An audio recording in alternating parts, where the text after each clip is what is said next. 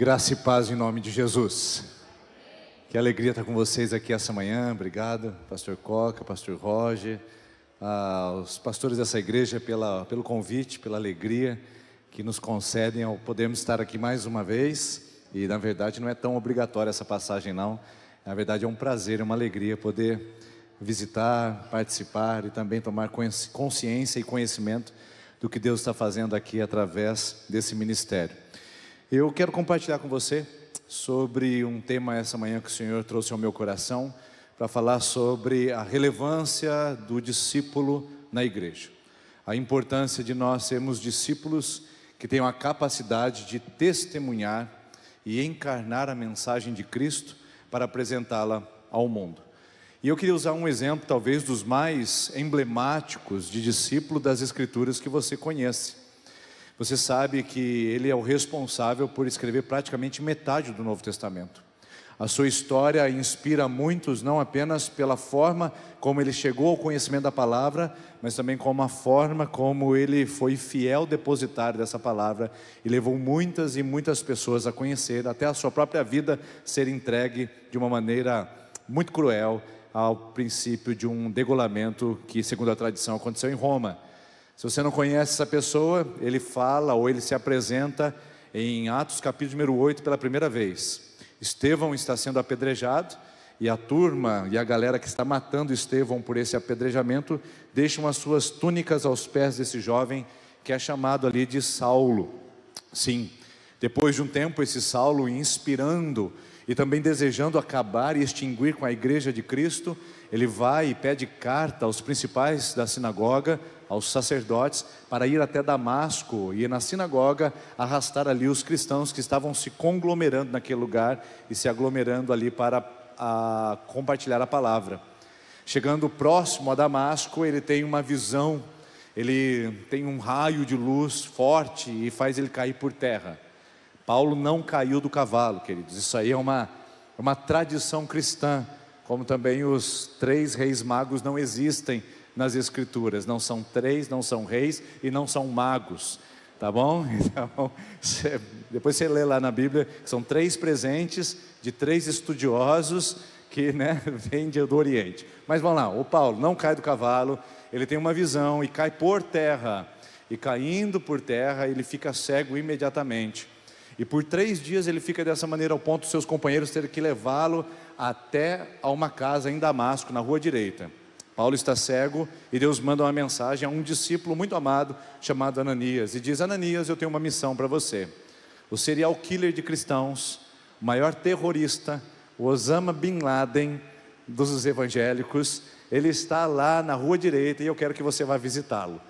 Lógico que o Ananias ia responder da maneira como respondeu segundo as Escrituras: Senhor, eu tenho sabido e tenho recebido informações de que esse homem tem cruelmente assolado a igreja de Cristo. E então Deus não permite nem que Ananias termine a história e a conversa do tal do Jeremias desculpando de ser criança, do Moisés por ter a língua pesada e do Isaías por ser um pecador no meio do povo.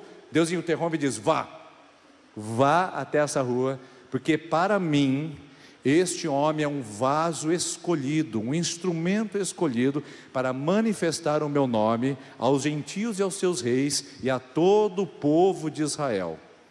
E aí em Atos capítulo 9, versículo de número 17, eu convido você a ler comigo, e eu vou ler na Nova Versão Internacional, Atos 9, versículo 17, diz assim: Então Ananias foi, entrou na casa, pôs as mãos sobre Saulo e disse: Irmão Saulo, o Senhor Jesus, que apareceu no caminho por onde você vinha, enviou-me para que você volte a ver e seja cheio do Espírito Santo.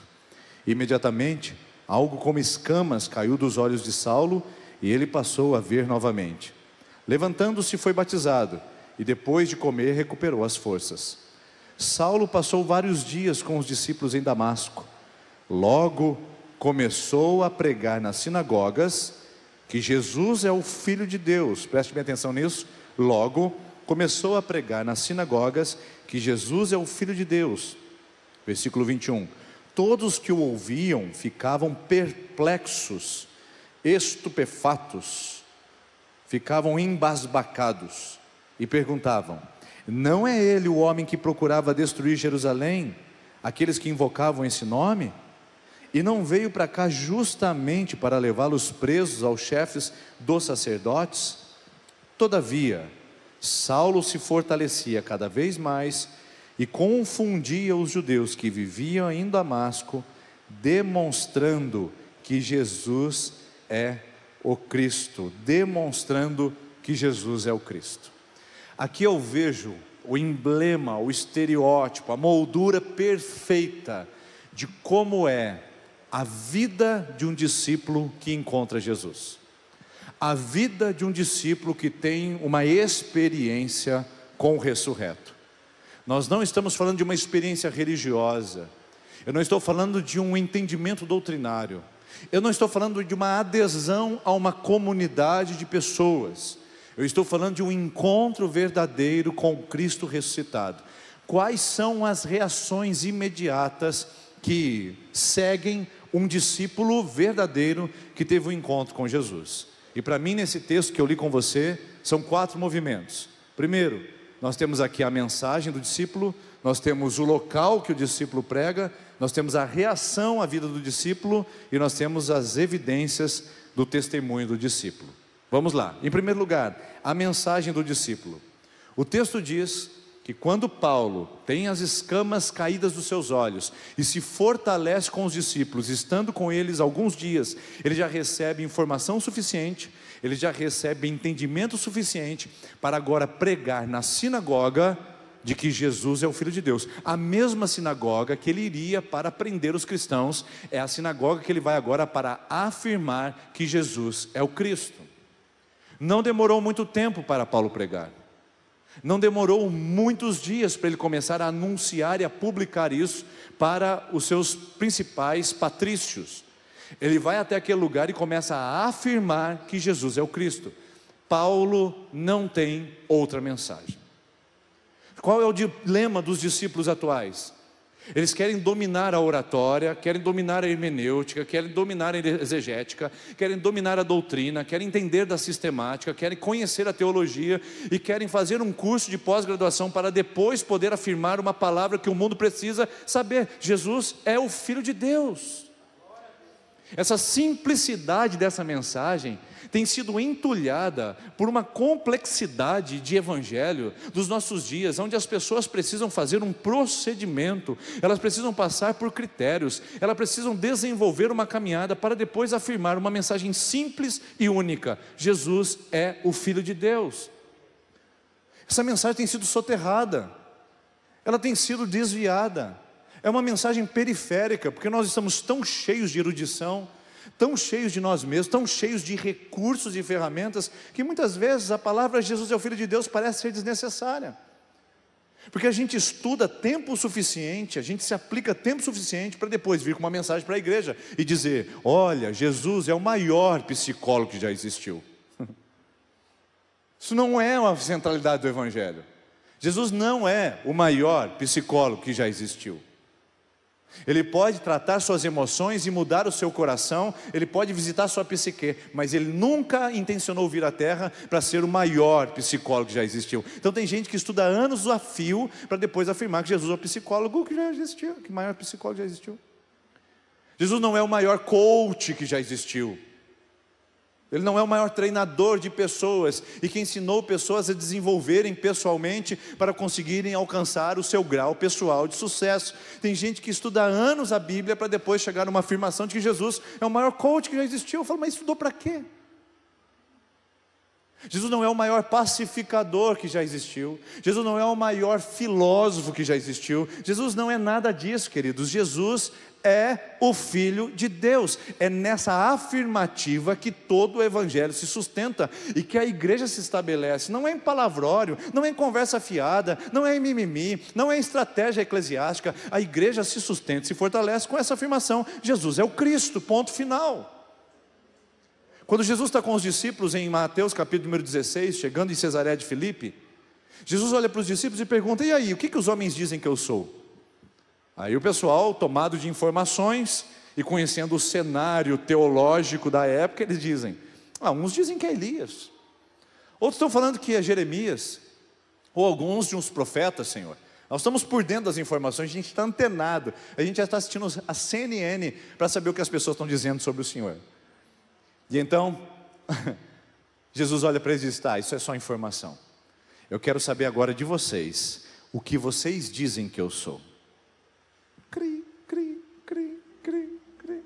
Porque a igreja não se fundamenta em informação. Não é a informação que traz entendimento de quem Jesus é. Não é você digitar no Google, aliás, se você digitar no Google vai aparecer mais de 3 bilhões de informações sobre Ele. Não é de informação que a igreja precisa. A igreja precisa de uma revelação de quem Jesus é. E então o Pedrão, sempre ele, levanta a mãozinha e diz, Senhor, eu tenho uma palavra. Aí Jesus diz, diga Pedro. E ele diz, tu és o Cristo, o Filho do Deus vivo. E então Jesus diz, feliz você é, Pedro. Ou seja, a igreja só é feliz quando ela se sustenta nessa afirmação. Não é se ela é infralapsoriana ou supralapsoriana. Não é se ela é calvinista ou se ela é arminianista. Se ela é milenista, pré-milenista ou pós-milenista. Não é se ela é pré-tribulacionista ou pós-tribulacionista. A igreja se sustenta e se fortalece numa afirmação única, da qual você e eu compartilhamos. Eu sendo presbiteriano e você sendo batista, o outro sendo assembleiano e o outro sendo quadrangular. A igreja de Jesus se fundamenta não na doutrina, se fundamenta numa afirmação que Jesus é o Filho de Deus e ponto final. Eu não sei o que a gente está fazendo para tentar atenuar, aveludar, envernizar essa mensagem. Por quê? Por que a gente quer que ele seja o maior psicólogo, gente, se ele é o Filho de Deus? Por que a gente quer que ele seja o maior coach, se ele é o Filho de Deus? Por que a gente quer que ele seja o maior filósofo, se ele é o Filho de Deus? Qual é o sentido disso? Atenuar essa mensagem? Ela é escandalizadora para esse mundo? Ela é ofensiva para uma geração que diz, Jesus, Filho de Deus? Não, porque a palavra de Deus diz que o Evangelho é loucura para os gregos e escândalo para os judeus. Loucura porque os judeus não conseguem imaginar que Deus tenha se feito homem, e escândalos para os judeus porque não poderia Deus ter morrido crucificado e maldito. Então a gente quer atenuar essa mensagem para transformar um Jesus mais palatável, um Jesus mais tiktoker, um Jesus mais influencer, um Jesus mais bonitinho e arrumado, hollywoodiano para os nossos dias, um Jesus mais The Chosen. Eu amo The Chosen, queridos. Recomendo você assistir, que realmente é interessante. Mas é um Jesus que todo mundo fica feliz com ele. Não traz desconforto nenhum, não traz contrariedade. Então a gente faz esses vernizes e essas maquiagens para colocar a mensagem de um Jesus que não transforma vidas. Paulo não tem outra afirmação para dizer naquela sinagoga. Ele diz, eu não tenho muito estudo, eu não tenho muito tempo para dizer isso, eu só tenho uma palavra para vocês, judeus. Jesus, aquele a quem foi crucificado, é o Filho de Deus, e eu testifico isso com a minha vida agora, ponto final. Esse esforço nosso de transformar Jesus num personagem mais legal na nossa sociedade pós-moderna é um esforço insano, incoerente. Posso te dar um exemplo?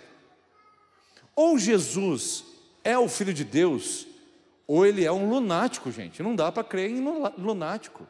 Imagina só, Jesus, o maior filósofo que já existiu, as mensagens dele, a filosofia dele, ame o teu próximo como a ti mesmo, aquelas palavras, não julgueis para que não sejam julgados. E Jesus, o maior filósofo já existiu. Aí de repente, imagina só que o Sócrates, o Aristóteles, o Platão, os maiores filósofos, de repente no meio de uma filosofia muito grande, vamos pensar em Platão escrevendo Ética a Nicômado, e então ele no meio da Ética a Nicômado, com toda aquela sabedoria que ele registra ali, ele escreve assim, eu vim do céu, sou o Filho de Deus e ressuscitei encarnado. Aí o pessoal ia olhar para Aristóteles e assim, não dá para ficar com esse negócio não, o cara é louco. Eu pergunto para você, como é que você vai acreditar no maior filósofo que fala que é Deus? Não faz sentido. Imagina só, o pastor Denis é um cara legal, tem uma palavra sábia, tem uma palavra inteligente, tem uma palavra abençoadora. Olha, eu gosto de seguir o pastor Denis, estou seguindo na rede social, estou vendo os seus posts, estou vendo as suas mensagens. O pastor Denis é um cara muito legal, só tem um probleminha, ele fala que ele é Deus e que ele é o Henry Cristo. Irmãos, meu pai. Qual o sentido, queridos? Você não iria acreditar em mim, sabe por quê? Porque uma mentira ao meu respeito desmonta todas as coisas boas que eu falei antes. Não dá para dizer que Aristóteles teve boas informações se ele dissesse que ele era o Filho de Deus encarnado, porque a gente sabe que não era. Não dá para você dizer que eu tenho uma boa palavra se eu falar que eu vim de Marte e que eu sou um extraterrestre encarnado nessa terra.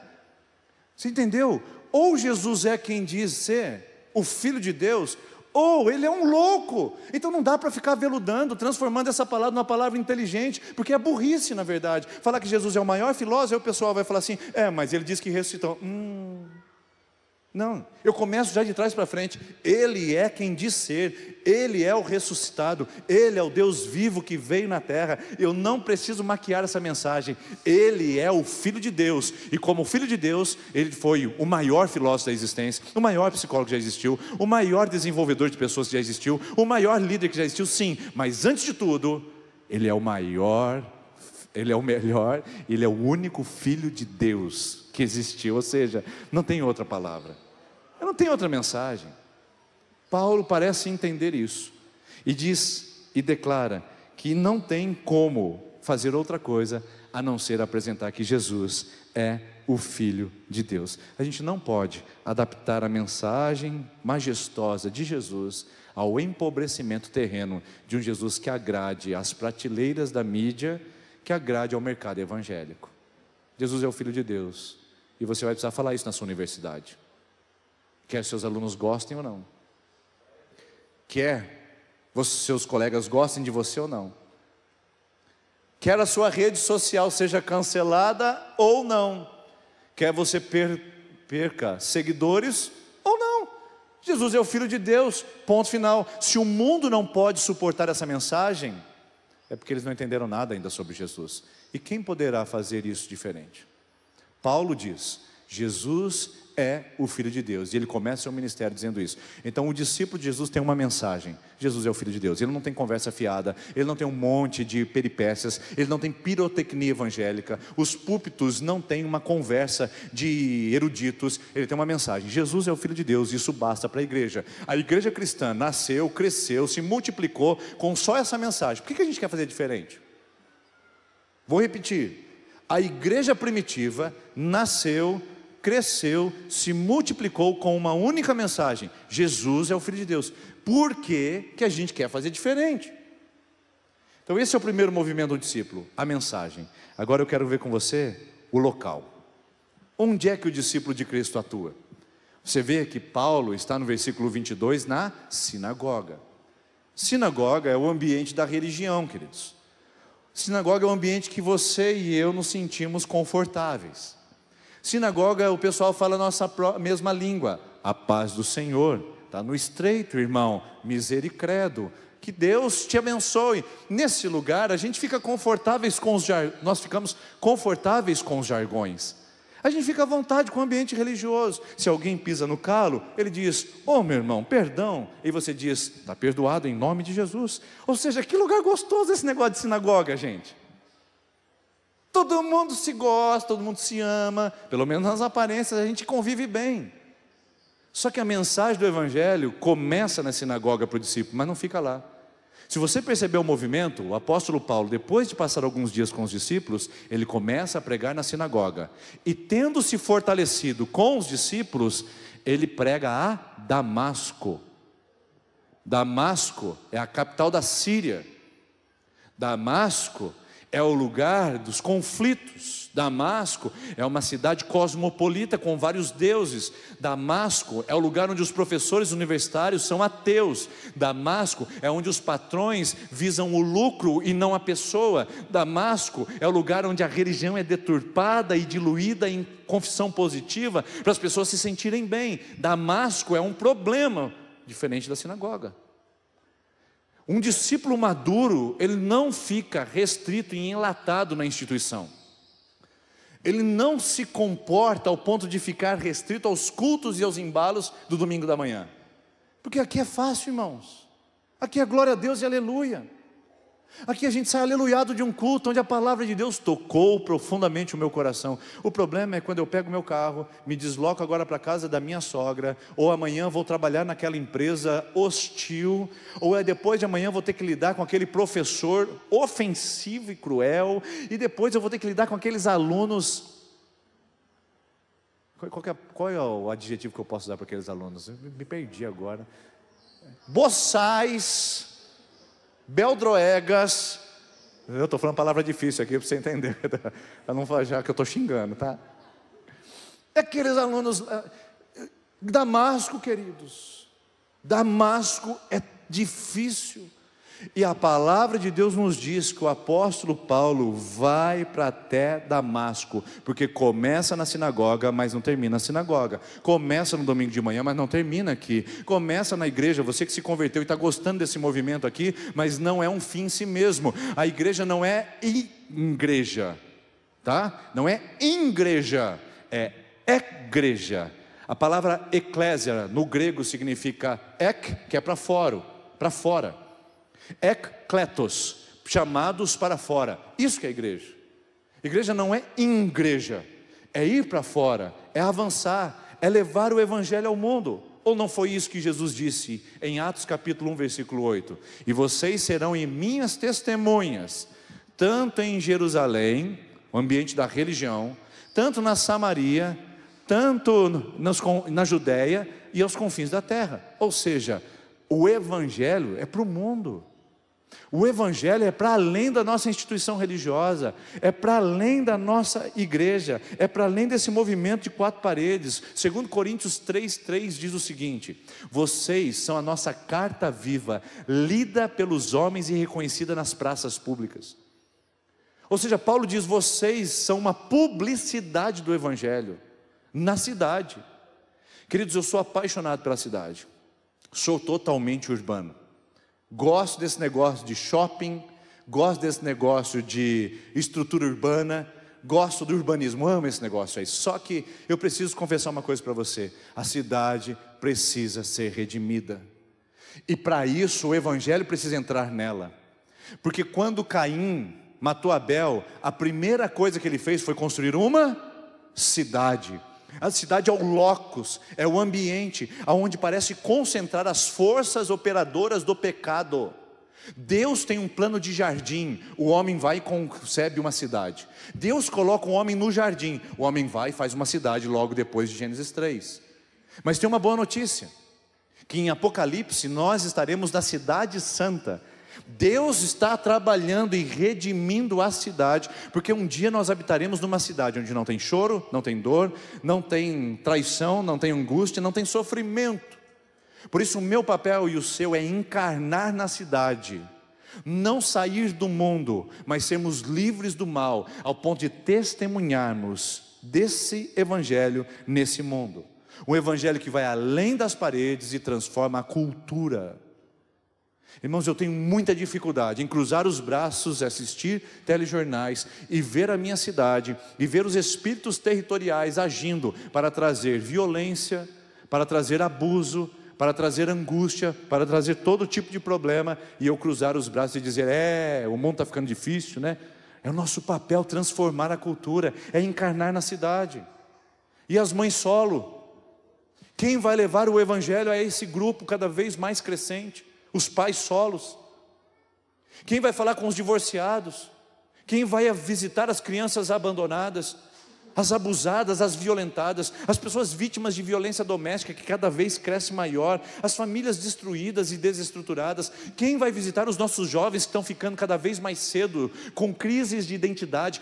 Quem vai visitar as universidades com essa intelectualidade ateia? Quem vai visitar o setor público e dizer que o Estado é laico, mas ele não é ateu, e vai apresentar o evangelho lá dentro? Quem vai fazer isso, irmãos? O nosso problema é que nós departamentalizamos o mundo em dois estratos: o extrato evangélico e espiritual, que é a igreja e tudo que é ministério, e o seu pequeno grupo durante a semana, e o extrato secular, onde Deus não age e a gente tem que cruzar o braço e ver todo mundo zombando do evangelho. O evangelho é para a cultura, o evangelho é para a cidade, o evangelho é para o seu setor público, o evangelho é para a sua universidade, o evangelho é para a vida. Por isso não dá para a gente se esconder atrás deste portfólio que criamos de mundo evangélico, sem nos expormos à cidade e aos seus desafios. O meu convite para você é ser um discípulo que tem uma única mensagem: Jesus é o Filho de Deus, ponto final. E onde você vai pregar esse evangelho? Onde você vai falar dessa palavra? Aqui na sinagoga, e em Damasco, em Dourados, Ponta Porã, no Mato Grosso do Sul e aos confins da terra, porque o evangelho não se enlata na instituição batista ou quer que seja presbiteriana. Terceiro, a reação. Lembra que são 4, né? Estou no terceiro agora.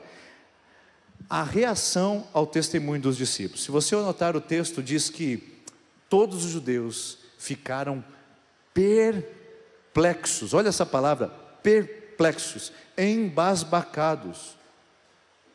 O que eu vejo é que não existe um espaço de neutralidade quando a gente vive o evangelho. Não dá para seguir uma vida assim, sem o evangelho, e tendo-o encontrado, seguir a vida assim. Esse impacto de encontrar Jesus, como foi na vida do apóstolo Paulo, traz algumas consequências imediatas, sim ou não? Traz consequências na nossa vida. A forma como tratamos a esposa, o cônjuge, a forma como criamos os nossos filhos, a forma como usamos as redes sociais, a forma como nós nos posicionamos frente à política e à cultura, a forma como nós tratamos as pessoas, a forma como a gente cria o nosso mecanismo emocional. Tudo muda em nossa vida quando encontramos o evangelho. E sabe qual é uma das evidências que nós encontramos o evangelho na nossa vida? Não é que você ficou espiritual, não é que você ficou aleluiado. A evidência de que você encontrou o evangelho na sua vida é que as pessoas ficam perplexas a seu respeito. Mas você não era aquele jovem rebelde? Mas você não costumava fazer isso? Não era você que sempre... Mas o que aconteceu com você que agora... você ficou chata depois que você virou evangélico. Depois que você foi para a igreja. Se o evangelho não deixa as pessoas perplexas ao seu respeito, eu posso lhe garantir que você ainda não conheceu o evangelho. Porque o evangelho muda tanto a gente, nosso linguajar, a nossa conversa, que as pessoas ao nosso redor ficam atônitas, ficam perplexas, porque ou nós estamos impactando pelo evangelho, ou nós estamos escandalizando por causa do evangelho. A nossa vida é um impacto, é um movimento, a nossa vida é uma perplexidade, quando o evangelho começa a fazer parte da nossa vida. Tem um autor muito interessante, o nome dele é Billy Graham, o maior evangelista da história, depois do apóstolo Paulo certamente. E ele diz o seguinte: se o mundo, preste atenção nessa frase que ela é de efeito e é poderosa. Se o mundo não tem nada a dizer contra você, é provável que Jesus não tenha nada a dizer ao seu favor. Vou repetir: se o mundo não tem nada a dizer contra você, é provável que Jesus não tenha nada a dizer ao seu favor. Porque o evangelho nos coloca na rota contrária ao que esse mundo prega e valoriza. Então imagine que Paulo está vivendo em relação ao mundo, em relação aos seus padrões judaicos. Agora ele muda e se converte. Isso deixa os judeus perplexos. Eu pergunto para você, eu pergunto para os membros da CBPAS, eu pergunto para você que colocou na sua vida de que você é evangélico, sua vida gera perplexidade? Seu testemunho gera impacto? Sua vida deixa as pessoas atônitas, ao ponto de elas falarem: uau, como você é diferente das outras pessoas? Ou você é mais uma menininha bonitinha que fica com outro? Ou você é mais um menininho galanteador que pega mais uma menininha? Ou você é mais um empresário que abre sua empresa predatória e começa a abrir franquias para explorar funcionários? Ou você é mais um crente que se enfileira nas cadeiras e apresenta o seu dízimo e a sua oferta sem nenhuma intensidade? Sua vida gera perplexidade, deixa as pessoas surpresas. Porque eu quero dizer uma coisa para você: se nós nos envergonharmos de sermos do evangelho, nós vamos envergonhar o Evangelho. O apóstolo Paulo disse em Romanos 1,16: porque eu não me envergonho do Evangelho. Eu não me envergonho do Evangelho. Ou nós assumimos a nossa postura e a nossa condição de ter o Evangelho na nossa vida, ou nós vamos começar a envergonhar o Evangelho com a nossa prática, nossa atitude e a nossa vida. Esses dias eu estava na mesa com uma pessoa conversando e ela dizendo o seu encontro com Jesus. E de repente a sua conversa foi exatamente para o lado predatório do lucro e foi exatamente para o lado malicioso das palavras. E eu desconfiei daquela pessoa. Ela não me deixou surpresa pela sua nova vida em Cristo. Pelo contrário, ele está seguindo o circuito e o curso de qualquer pessoa mundana. Eu pergunto mais uma vez para você: você de fato deixa as pessoas perplexas nesse mundo com a sua vida no Evangelho? Ou você é um chuchuzão?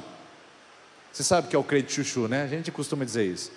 Chuchu com tomate, tem gosto de tomate. Chuchu com cebola, tem gosto de cebola. Chuchu com feijão, tem gosto de feijão. O crente chuchu não faz diferença nenhuma, não salga, não saboriza a vida. Ele não é o sal da terra, porque ele é simplesmente neutro. E eu quero dizer uma coisa para você: não há espaço de neutralidade no Evangelho. No Evangelho não tem lugar na arquibancada. Ou você está correndo a carreira cristã, ou você já desistiu e perdeu dela. Por isso não tem como a gente ser do Evangelho e viver uma vida que não impacte, não cause transformação. Uma vida que transforme o ambiente, que impacte a cultura. Paulo deixou os judeus totalmente surpreendidos com a sua vida. E eu quero perguntar para você, não quero trazer a resposta e nem quero te ofender, eu só quero que você reflita essa manhã. Sua vida, vamos melhorar isso. Suas redes sociais mostram que você é uma seguidora fiel de Jesus? As suas postagens publicam que você é um seguidor fiel de Jesus? Sua história, seus comportamentos, suas escolhas, a maneira como você administra a sua vida, seu dinheiro e seu tempo, mostra que você é um fiel discípulo de Jesus? As pessoas ficam perplexas dizendo: uau, você gasta do seu tempo para servir a Deus. Uau, você pega do seu dinheiro para investir generosamente. Uau, olha como você trata as pessoas ao seu redor. Olha como você cuida da sua empresa. As pessoas ficam surpresas com o estilo de vida do Evangelho que você segue, ou elas ficam apenas neutras, porque você é só mais um entre uma multidão de pessoas que diz ter conhecido, mas que não sabem nada a respeito do verdadeiro Evangelho em suas vidas. Repito para você, de nomenclatura, nosso país já está farto de evangélicos. Nós temos muito crentes. O problema é que nós temos poucos discípulos que testemunham de verdade de Jesus. Por fim, lembre-se, a mensagem é: Jesus é o Filho de Deus. O local é na sinagoga e no mundo. A reação é que as pessoas ficam surpresas, porque o Evangelho transforma mesmo e é transformador a partir de nós. E por fim, para encerrar, a evidência do testemunho do discípulo. Tem duas coisas que acontecem aqui. Uau!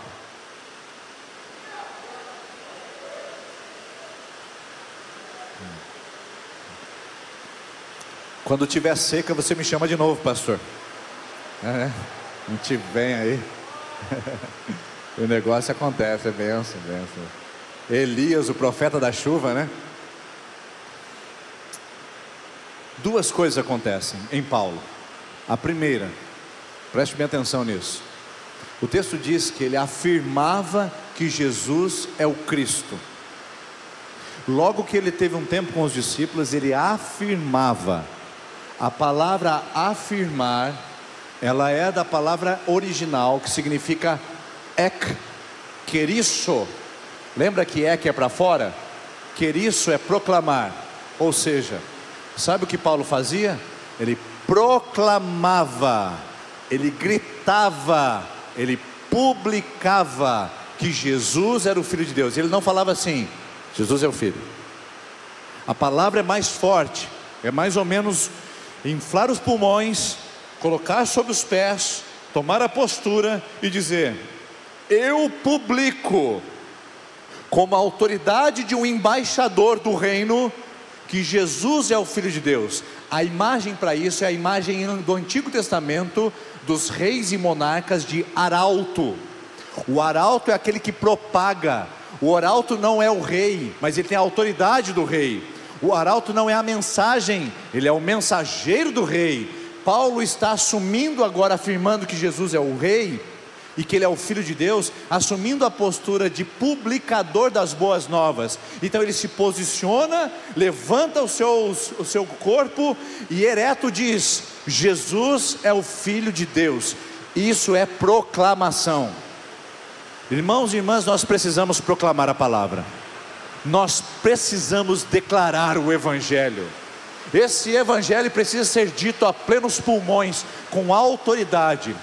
Nós precisamos aprender a publicar, a postar esse Evangelho ao mundo e não se envergonhar dele. Nós precisamos ser arautos dessa palavra, essa mensagem, porque como ouvirão se não há quem pregue? Romanos 10, versículo 14. Nós precisamos pregar, nós precisamos falar, nós precisamos posicionar a palavra, nós precisamos declarar isso ao mundo. Por isso a gente não pode mais silenciar diante do professor ateu, diante de uma política cruel, diante de um ambiente tóxico, diante de pessoas cheias de si, diante de intelectuais vaidosos. Nós temos a mensagem que transforma. Eu não posso me silenciar, eu não posso me calar. Eu tenho um evangelho que muda mundo e pessoas.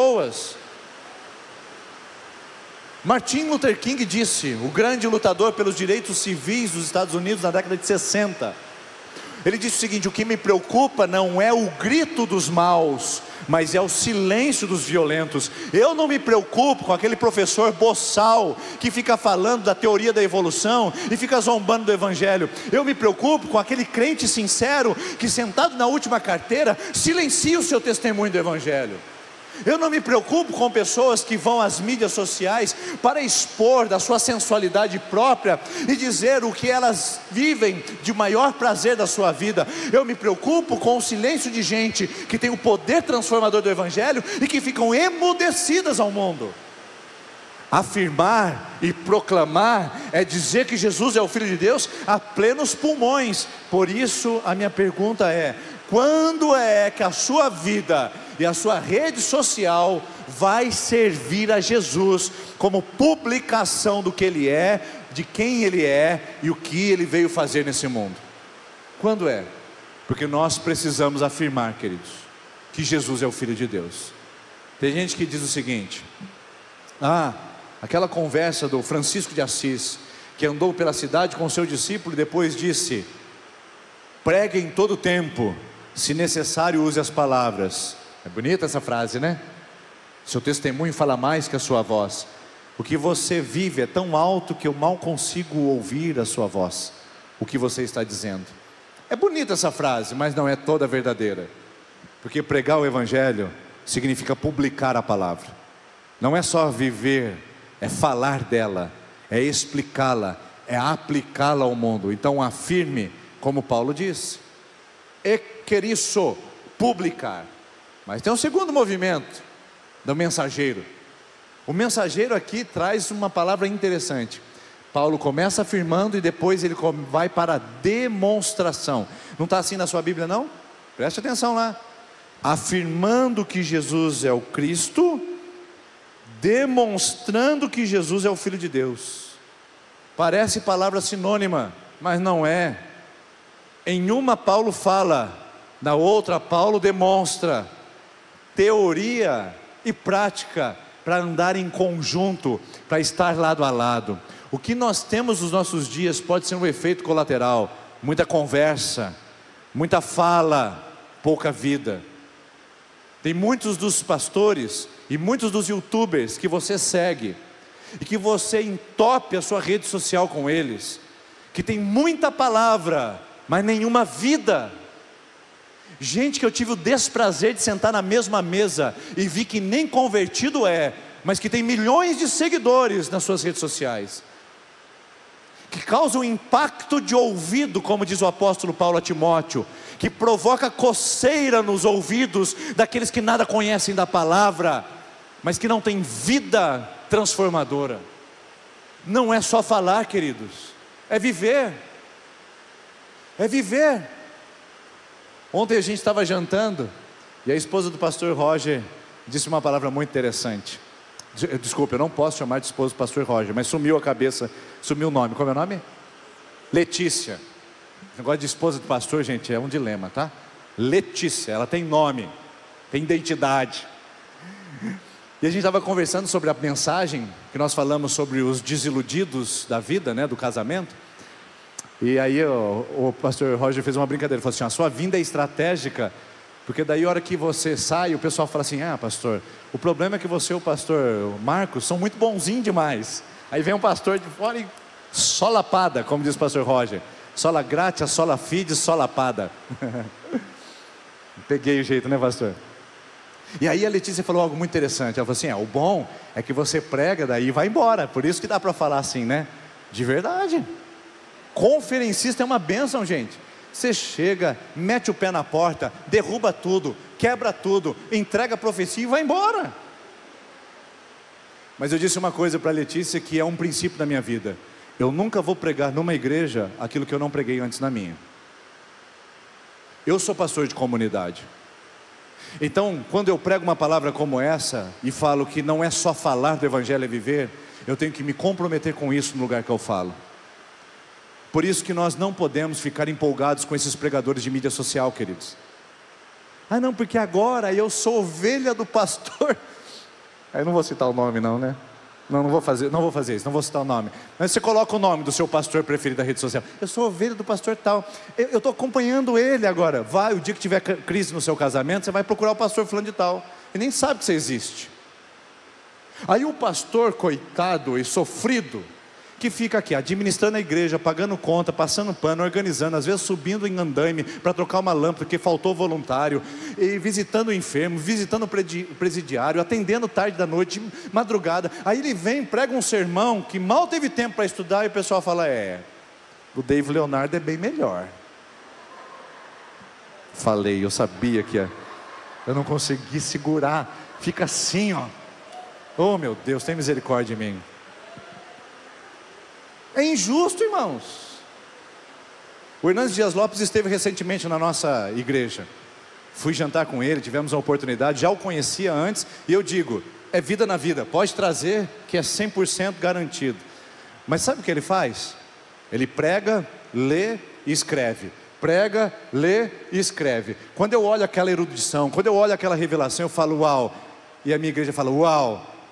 Só que o pastor é o pastor do dia a dia, acotovelado, com as ovelhas, sofrendo com as ovelhas dia a dia, que não está em saguão de aeroporto, em transições, cada um tem o seu chamado. Por isso não compare o seu pastor, não compare o seu líder com o outro de mídia social, seja ele uma vida inspirativa, ou seja uma vida desgraçada. Você não tem o direito de fazer isso, porque quando a gente prega, a gente se responsabiliza em viver a vida. Então olhe para a vida do seu líder, antes de ouvir a palavra do seu líder.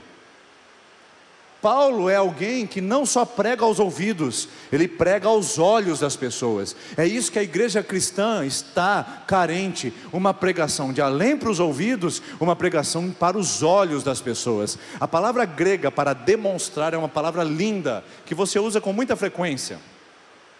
A palavra simbibazo. Você já usou essa palavra em algum momento da sua vida? Simbiose, sinergia, é colocar junto. O apóstolo Paulo, quando ele demonstra que Cristo é o Filho de Deus, ele não fala que Cristo é o Filho de Deus, ele é a mensagem.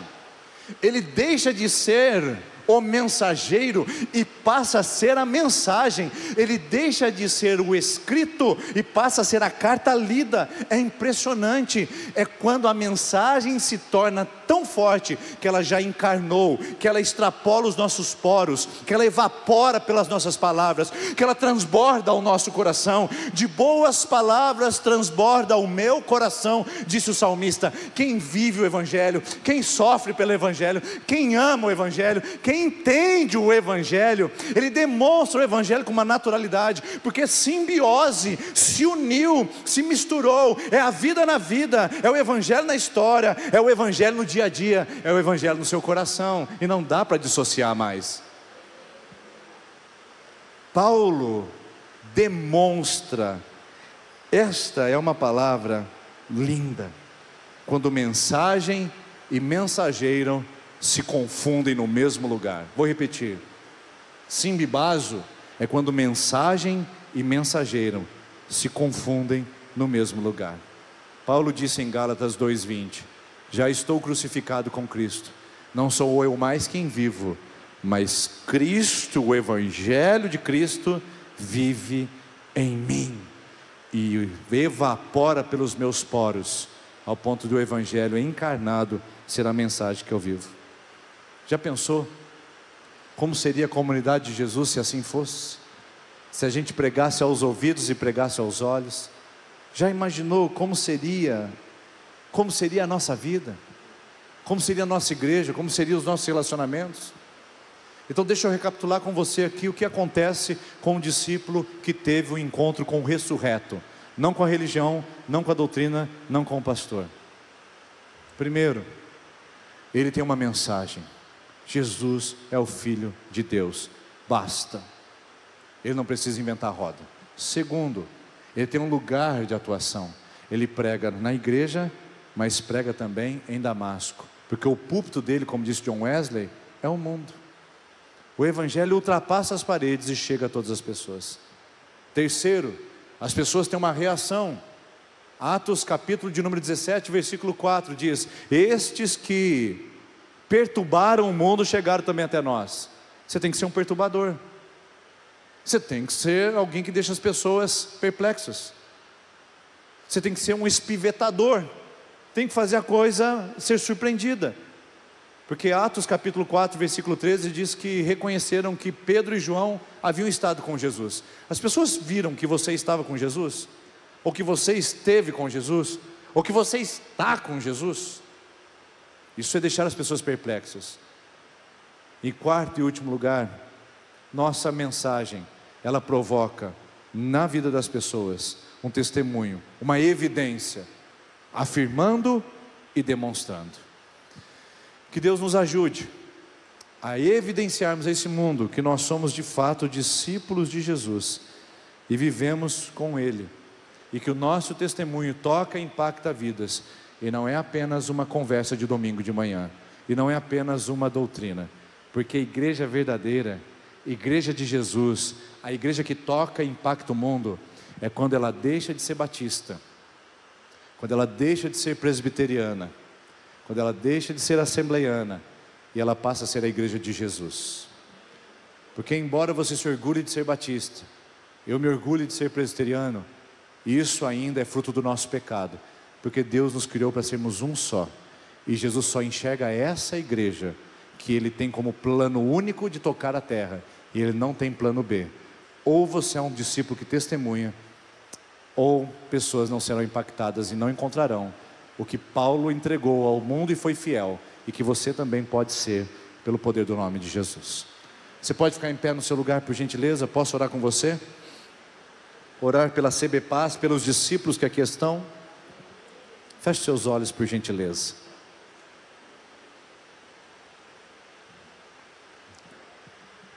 Senhor Jesus, nós estamos diante de Ti. Pai, nós queremos uma igreja saudável. Nós queremos um corpo que é composto por discípulos, e não por células estranhas, não por células cancerígenas. Nós queremos um corpo composto por membros saudáveis, que conheceram e que afirmam que Tu és o Cristo, o Filho do Deus vivo, rocha inabalável. Senhor, que a CB Paz não se envergonhe do Evangelho, que do mais jovem ao mais velho dessa comunidade, todos afirmem a plenos pulmões que o Senhor é quem diz ser, e que o Senhor veio fazer no mundo, não deixar o mundo mais bonito, não deixar as pessoas mais bem-sucedidas, mas tirá-las do pecado e tirá-los da ausência do Senhor. Que essa igreja, Deus, tenha um locus de atuação, visitando Dourados e os bairros mais distantes, dos mais ricos aos mais pobres, transformando o mundo dos mais intelectuais aos incultos da Tua palavra e do Teu poder. Que essa igreja, Deus, tenha um testemunho poderoso. Que as pessoas digam: uai, mas essa igreja estava ali, eu nunca percebi. Como essa igreja poderosa surgiu? Porque é uma igreja que surpreende Dourados pela sua vida na vida. Oh Deus, levanta aqui gente que fala, mas que demonstra, gente que vive o teu evangelho, e abençoa para que sejamos discípulos que externem e confirme que a tua palavra é viva e verdadeira e continua transformando e tocando corações. Senhor, nós oramos e agradecemos a ti, assim como essa chuva cai lá fora, refrigera o nosso coração árido e nos transforma apaixonadamente pelo teu evangelho, e que amemos a tua palavra e vivamos a tua palavra, proclamando que o Senhor é quem diz ser, e isso basta a esse mundo perdido. Em nome de Jesus, amém, amém.